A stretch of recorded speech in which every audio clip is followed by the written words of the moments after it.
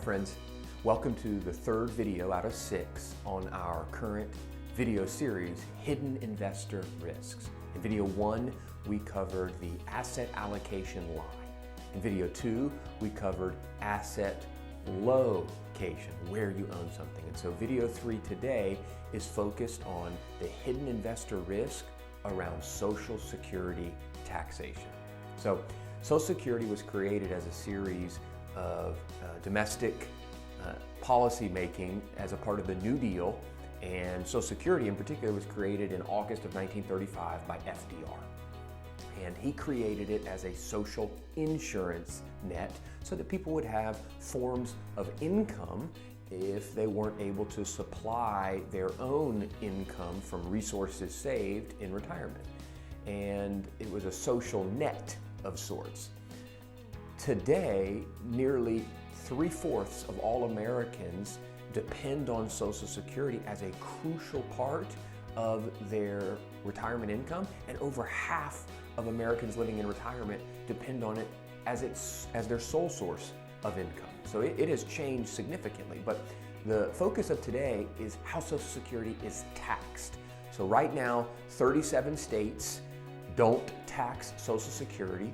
13 states still do tax Social Security at the state income tax level.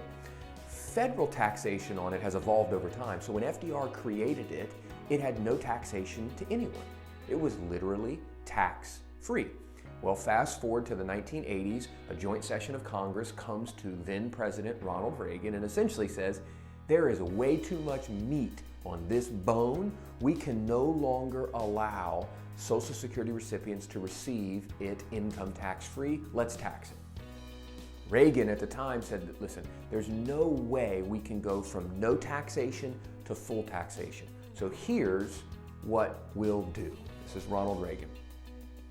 We'll create a tiered system so that some individuals can still get Social Security totally tax-free, others will have a partial taxation, and yet even more individuals will have greater taxation on it. But what Reagan did was institute that every American will receive 15% of their Social Security totally tax-free. So the maximum amount of your Social Security that can be subject to federal income taxation is 85%. Now here's where it gets really interesting. Number one, they've never changed those income ranges since the mid-1980s. So while the cost of living has gone up, while inflation has devalued the dollar, those have stayed put. That's a whole other conversation. But what's most important for investors and those living in retirement focusing on income is that there are a couple of types of income that do not count in the Social Security taxation equation. Meaning, let me say it a different way, there are certain forms of income that you as an investor and retiree can receive in unlimited quantities and still get your Social Security benefit 100% tax-free. Part of our process here is to help families strategically reposition their income into the right buckets, and we are regularly helping families either reduce and sometimes even eliminate federal taxation on their Social Security, not by going out and creating new income out of thin air, like a rabbit out of a hat, but by being strategic, tactical, and tax efficient with the income ingredients you already have. And oftentimes that decreases and can even eliminate taxation on your Social Security. Now, some families simply make too much money, whether it be from pensions or required minimum distributions or otherwise, where they're never going to see really a reduction in their Social Security.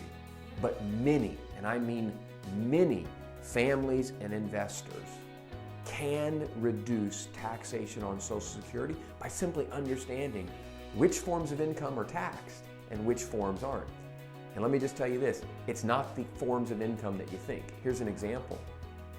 Many people think if they own municipal bonds, tax-free bonds, that they get that income tax-free. Well, they get it income tax-free at the federal interest level.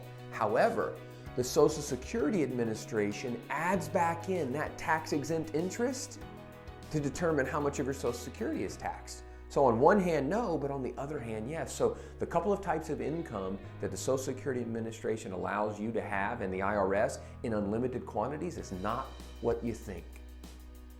Again, one of the biggest investor risks is not understanding how their Social Security is taxed and how they can reduce it. Fortunately, we've got the process and tools in place to be able to work diligently with families to do that. If that's not something you've ever done, you're more than welcome to reach out and try and schedule an appointment with us or with another professional that can help you figure out, are you eligible to reduce Social Security taxation, and what are the steps to take to do it.